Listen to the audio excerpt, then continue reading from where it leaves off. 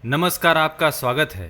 पितृ हमारे वे पूर्वज होते हैं जो मृत्यु के पश्चात परलोक में निवास करते हैं। हमारे बहुत करीबी और ज्ञात मृत लोग जैसे हमारे पिता, दादा, परदादा और इसी तरह से हमारी माँ, दादी, परदादी इत्यादि हमारे पितृ होते हैं। ऋग्वेद के अनुसार पहला मृत व्यक्ति यम है, जिनका वास पितृलोक में होता है और वो ही पितरों के राजा है। हमारे सभी मृत पितृ पितृलोक में रहते हैं। पितृपक्ष और श्राद्ध इत्यादि हमारे लिए कोई अनसुने शब्द नहीं है, बस हमारे मन में इनसे जुड़े कुछ सवाल होते हैं।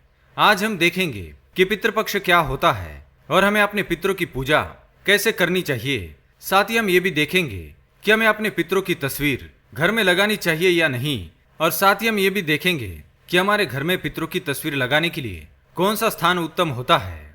सबसे पहले देखते हैं पितृपक्ष क्या होता है। पितरों की पूजा श्राद्ध, तर्पण, यज्ञ, दान, प्रार्थना इत्यादि के द्वारा की जाती है। भाद्रपद महीने के कृष्ण पक्ष के 15 दिनों को पितृपक्ष कहा जाता है। ऐसी मान्यता है कि पितृपक्ष में पितृ अपने परिवार के साथ रहने के लिए पितृलोक से धरती पर आते हैं। महीने की जिस तिथि को हमारे पितृ की मृत्यु हुई थी, पितृपक्ष की उसी तिथि को उनका श्राद्ध किया जाता है और पिंड के रूप में उनकी पूजा की जाती है। इस पक्ष में कोई भी शुभ कार्य नहीं किया जाता है। अपने मृत पितरों के प्रति आदर और आभार व्यक्त करना और उनका स्मरण करना, उनकी पूजा करना, उन्हें नैवेद्य अर्पित करना तथा उनकी प्रिय वस्तुओं का और अन्न का दान करना हम सभी का कर्तव्य होता है। और यह हम सभी पितृपक्ष में करते हैं ताकि ईश्वर के साथ साथ हमारे पितरों का भी आशीर्वाद हम पर बना रहे।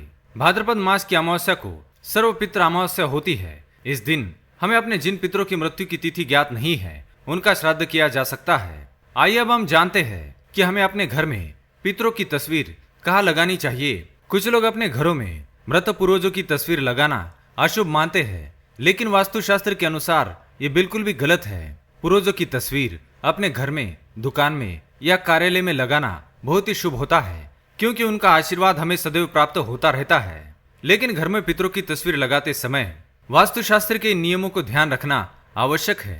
पहली बात, सबसे पहले तो आपको इन बातों का ध्यान रखना होगा कि जिस मृत व्यक्ति की फोटो आप लगाने जा रहे हैं वह आपके बीच में नहीं है और ना ही वह भगवान है।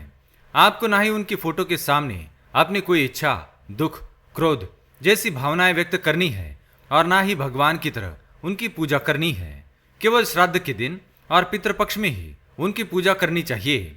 दूसरी बात, परिवार के किसी भी ऐसे व्यक्ति की फोटो दीवार पर ना लगाए जिसकी अकाल मृत्यु यानी बचपन में या जवानी में मृत्यु हुई हो, अपघात यानी दुर्घटना में मृत्यु हुई हो, या फिर उस व्यक्ति ने आत्महत्या की हो।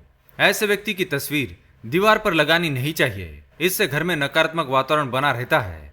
तीसरी बात, कभी भी घर के मंदिर में भगवान के समक्ष या उनके आसपास पितरों की फोटो ना लगाए, यह बहुत ही अशुभ माना जाता है।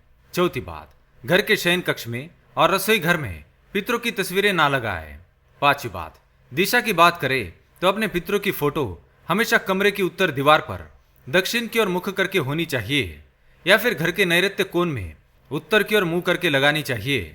घर के अन्य किसी भी दिशा और खासकर ईशान्य कोण में पितरों की तस्वीर बिल्कुल भी लगानी नहीं चाहिए।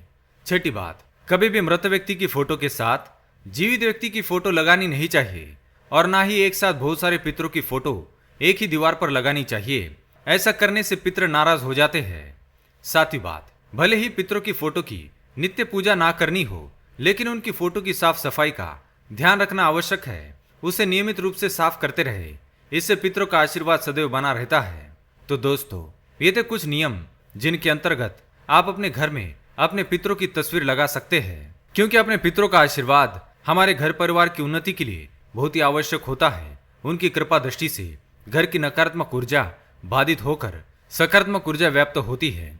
इसलिए अपने पितरों का आदर और सम्मान सहित उनकी मृत्यु तिथि पर पितृपक्ष में उनका श्राद्ध जरूर करें। उम्मीद है ये जानकारी आपको अच्छी लगी होगी। वीडियो पसंद आए तो लाइक करें, कमेंट में जय श्री कृष्ण अवश्य लिखें, साथ ही चैनल को सब्सक्राइब करें। धन्यवाद।